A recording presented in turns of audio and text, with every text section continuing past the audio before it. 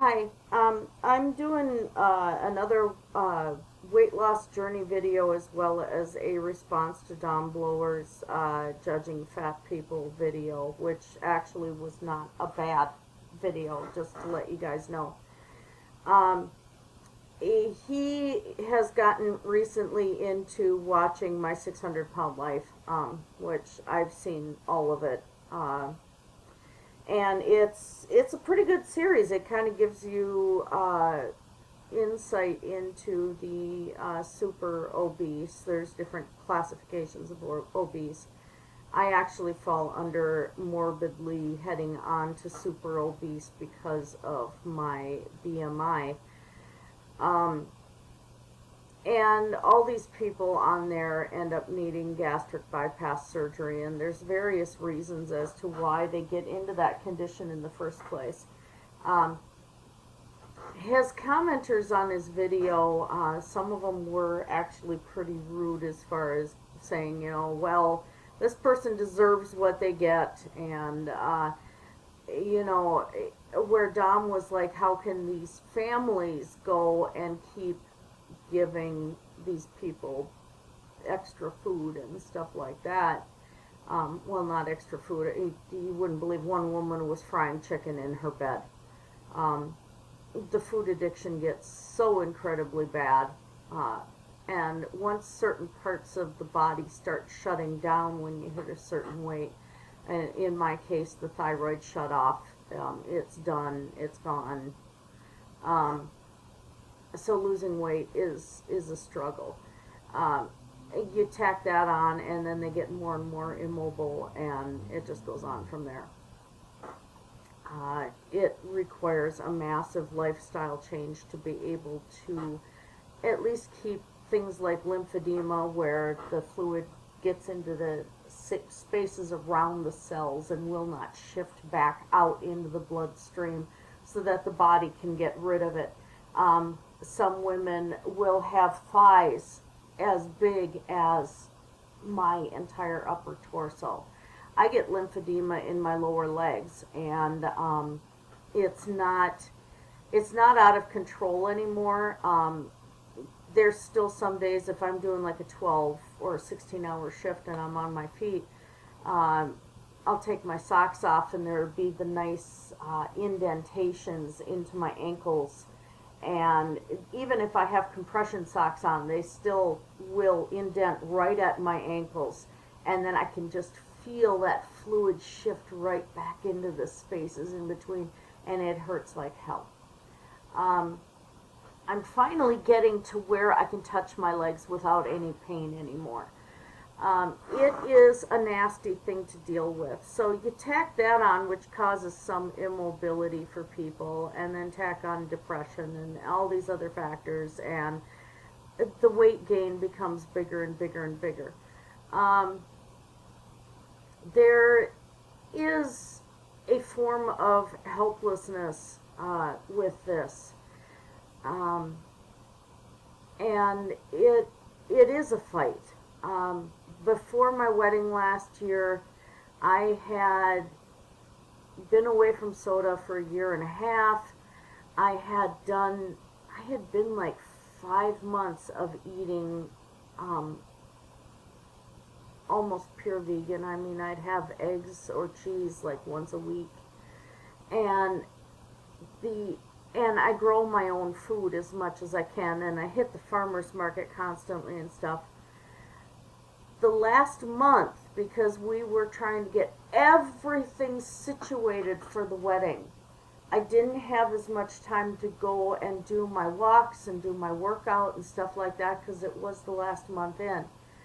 Um, and what happened is I didn't have as much time because I still had to work, save up the money to get going, and I had to finish flowers, I had to finish jewelry, I had to finish invitations and getting stuff ready and all of this stuff.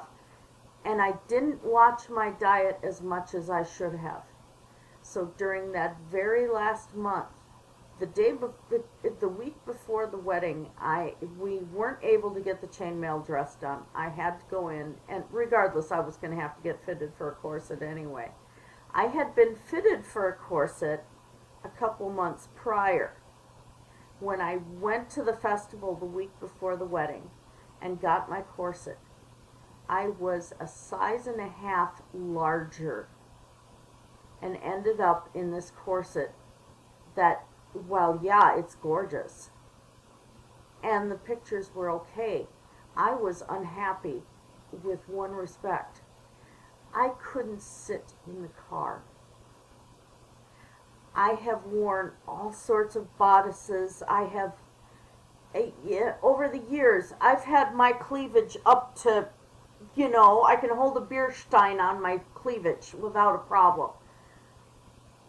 I couldn't sit in the car. It hurt to sit in the car. I couldn't fucking breathe.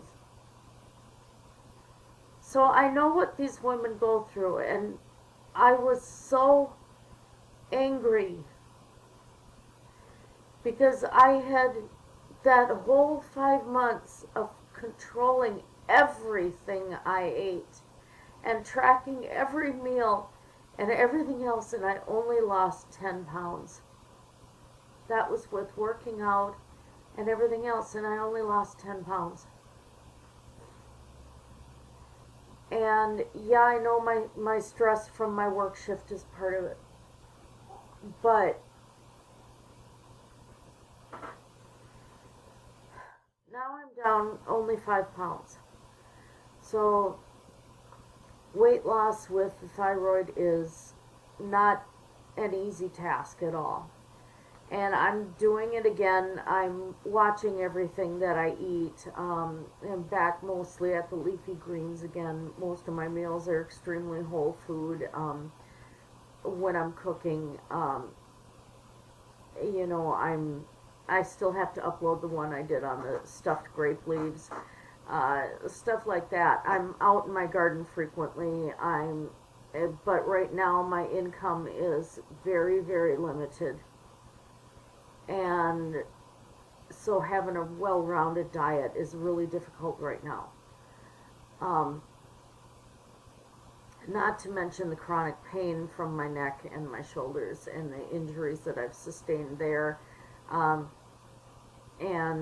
I'm behind on my health insurance, so I can't go to the doctor because they won't let me use the health insurance. So I can't even renew my thyroid medication right now. I'm without it. So my metabolism is shit. I'm without my blood pressure medication too. And, which is a dangerous thing because I'm labile. My blood pressure will be really low 1 minute and super duper high the next. So, I'm drinking dandelion tea. I'm using apple cider vinegar daily, which now is starting to give me heartburn again. So I have to quit that.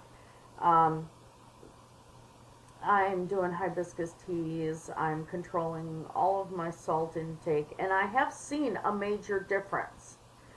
The initial blood pressure medication I was stuck on was Norvasc, which actually caused me to have legs that were so swollen. My ankles got this big around, and I'm not joking, each ankle. I had to have help getting up to the bathroom.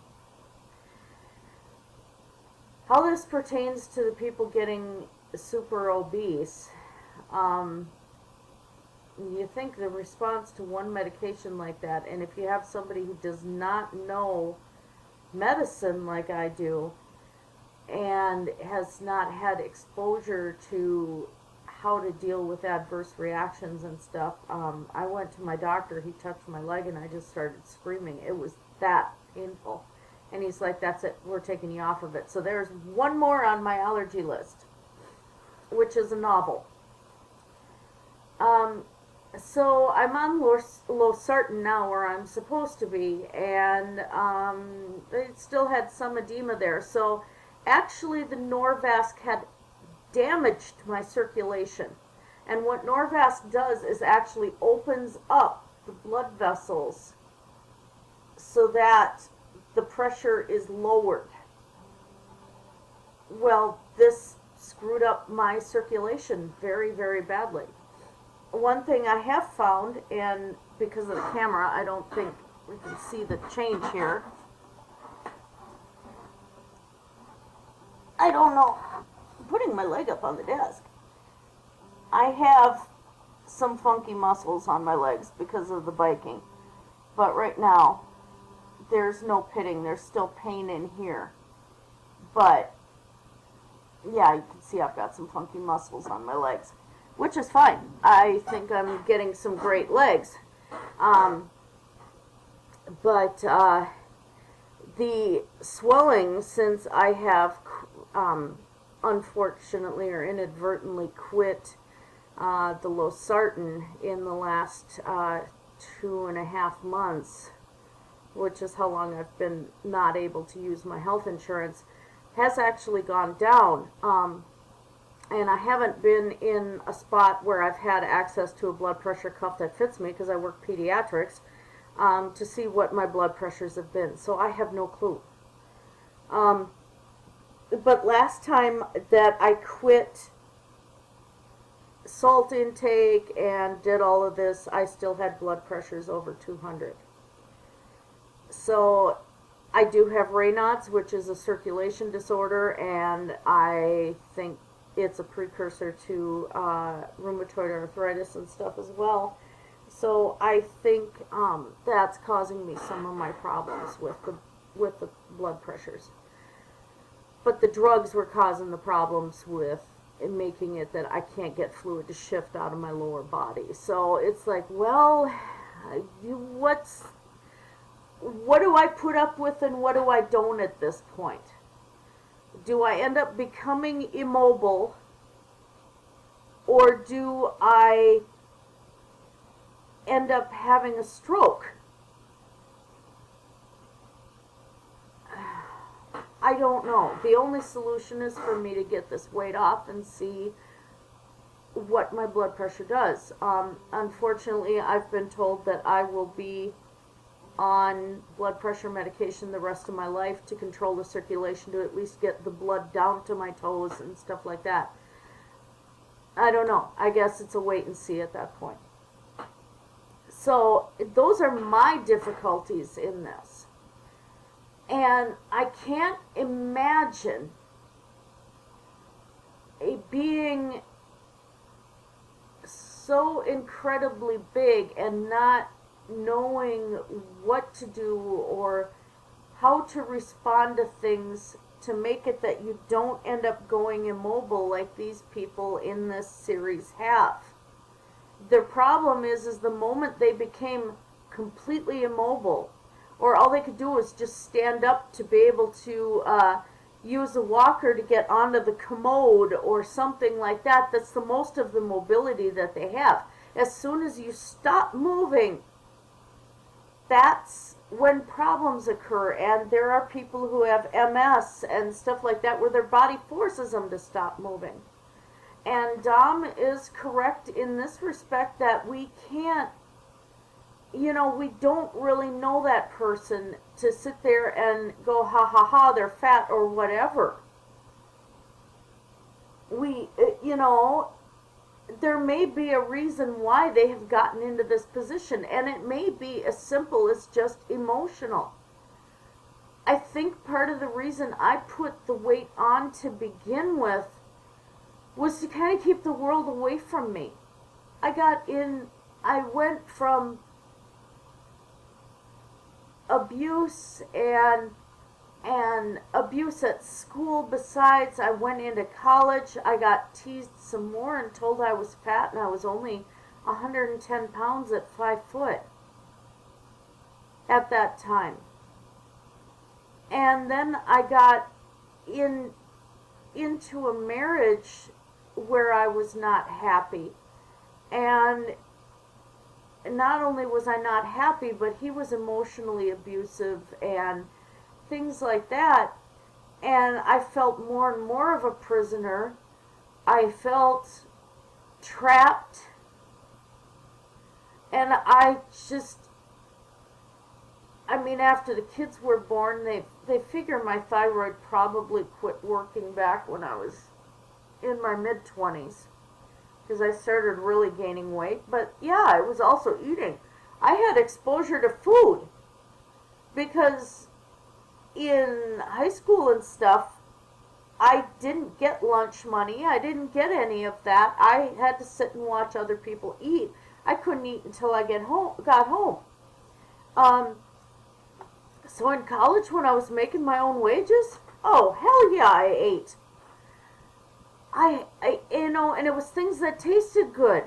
And because I had grown up where I was doing nothing but riding horses and cleaning barn and constantly physically active, nursing school got me the other direction. So I was still eating the things that I liked, which were the big steaks and stuff like that, but I wasn't burning the calories.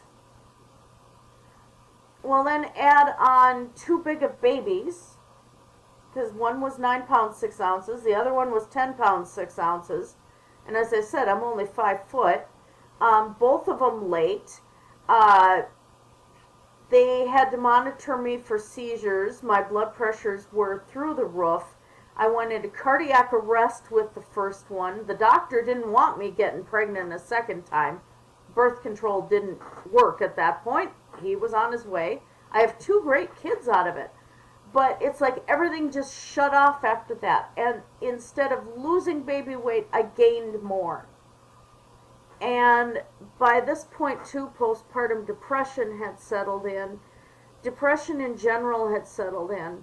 There was more hopelessness. I felt so alone. And was suicidal enough that there were times that I wanted to run my truck off a bridge into an oncoming train. I didn't fantasize about taking pills or anything like that. I don't know what I would have done if I'd had access to a gun. Handgun, I mean. And yet I couldn't tell anybody because I didn't trust my husband. It was bad enough during the divorce that he tried to take my kids because I'm Wiccan and used that as an excuse for me not to have my children.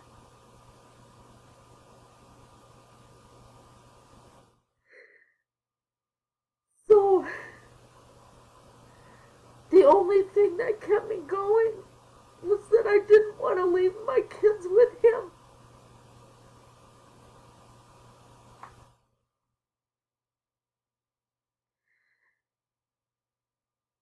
And I still shielded myself with this weight. And it got to be more and more. And I weighed myself yesterday. I'm at 245, so I'm starting to go down again. And I have to fight with it. And I still don't know if I can't get things to work. I'm going to probably end up having to have surgery. But one of my goals next year is to start tour riding for the MS 150, bicycle tours, which is 150 miles. Start out with that. Maybe do the 75 if I'm not ready to do, 75 miles a day. Do 75 over 2 days. I don't know yet. But that's what I want to do for next year. And yeah, I'm happily married now. And I've married my best friend, and that helps. And I'll tell you one thing, something that worked for him, because he was heavy a couple of years ago. And same thing, depression and divorce and all sorts of things took hold there too. But he started working for Domino's Pizza and lost a frickin' 100 pounds. Because all they do is run. Well, I'm in home care nursing, and I make too much money to quit and go work for Domino's Pizza. So I have to come up with other ways to make sure that I at least control my weight or drop it. So, um, yeah, so people who, are being judgmental as to why a person is overweight, there's numerous factors, and I know I laid out some of my own personal ones here, and hopefully that can help somebody. Um, and this, as I said, this isn't about fat acceptance.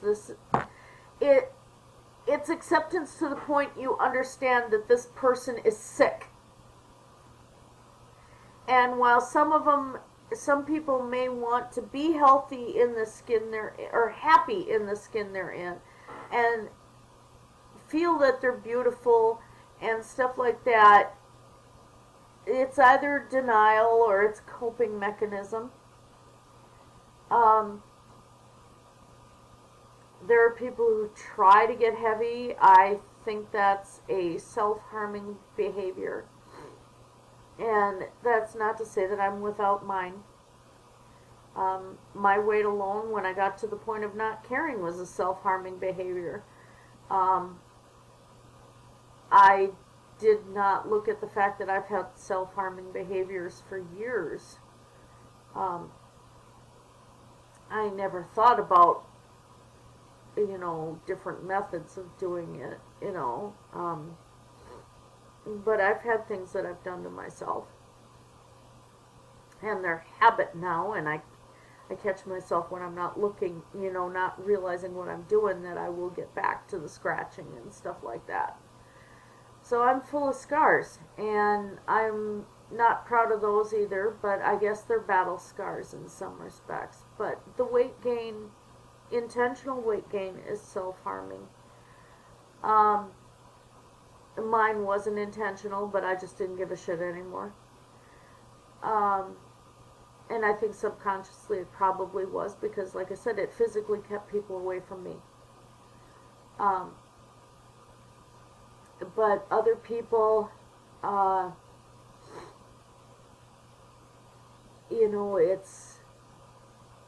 it's not healthy. You might feel good, but there's stuff going on in your body that is not healthy. It's going to shorten your life. While I don't think you should be as super skinny as Freely the Banana Girl, she's her own issue right there. You need to be able to continue to move and sorry, my screen had blacked out there. Continue to move and continue to do things for yourself. And if your weight is taking away your ability to do things for yourself, then it's not healthy. And I don't care what you dress up in or how much makeup you put on or what you do to your hair at that point. If you can't take care of yourself, then there is something wrong with you. And you need to realize this. That goes for people who everything is a trigger warning and stuff like that too. If you can't handle other people using a word, if it sets you off, the problem is maybe not the rest of the world. The problem might be you. If you can't function in society, you have a problem. And whether it's your physical body that's making it that you can't function, or something going on in your mind, or your chemical balances in your body, something like that, if you can't function, then you need to go and get that issue addressed. Because the worst thing I have seen is people who had control of everything in their lives. Everything. and suddenly get some disease or something like that that takes away all their mobility, all their control, where they can't even move a finger, let alone the rest of their body, and are dependent 24/7 on other people to do all their care.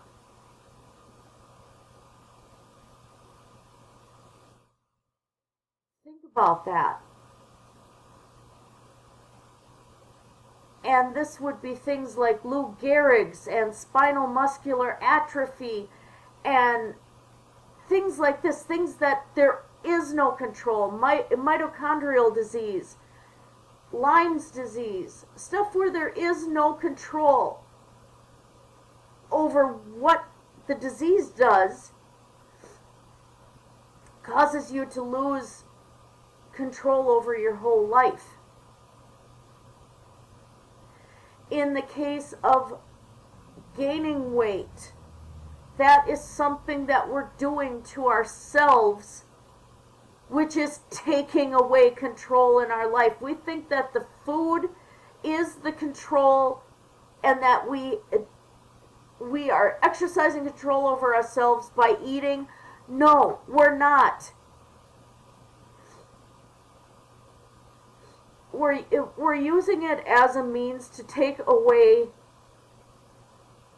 our responsibilities and to shut ourselves away from the world. And what's going to happen is it is going to take away any real control you have. I look at being obese as an eating disorder, like anorexia and like bulimia. Those people do not have control. They think they do. But food rules them. And being obese, you're letting food rule you, and this is going to sound really judgmental, but keep in mind, I classify almost as super obese here. So this is coming from somebody who is very fat. It's childish. If you're making other people go and get you all this fatty food and things like that, and once in a while, if my husband's coming home, I'll have him go get me sushi or something. But I rarely eat pizza anymore, anything like that. You're being extremely childish. That's like the kid going into the store and wanting every toy and having a screaming shit fit when the parent says no. So then the parent eventually buys the toy and the kids learn to manipulate. When somebody is manipulating when they have other people going and getting stuff for them and they're just getting fatter and fatter and fatter. But part of this is also a disease process up here. There is food addiction. There is the food ruling the person and having control over the person. And in my case, I'm trying to get control back. And it's a fight. And so yeah, I think I've said all that I can say at this point. So sorry this was so depressing, but hopefully it's given some insights to some people. And yeah, work with your doctor for one thing. And it is hard when you're on a limited income, but keep trying. And make sure that you at least get a half hour a day of working out in, at least, because even if you're heavy, the more activity you do is still better for you. It's going to keep you healthier longer. And in the long run, you will see results. So just because you don't see results in a month does not mean that you're not doing something good. So keep doing what workouts you can. I can't lift anymore. Lifting weights is out of the question. I still bike. There's days I can't walk because of my ankle, but I still bike. Or if my hip, I have S3 and S4 damage down my lower back where it actually The sciatic nerve makes it that I can't move my right leg. It'll take me a half hour to put my foot on the floor. And the pain is horrendous. And I'm bent over until I can get to the point where I can at least put my foot on the floor to get down the stairs. And this happens about once every 6 months. To fix it, I get on the fucking bike after I take some ibuprofen. And a half hour of biking actually loosens the hip enough that I can walk. So if you're getting to where you can't walk, move. And it's going to help you. Don't lose that mobility. Don't lose all of your control. You may think you're in control, but you're not. Don't let go of the ability to take care of yourself if you can help it. So that's it. Blessed be everybody. Have a great night.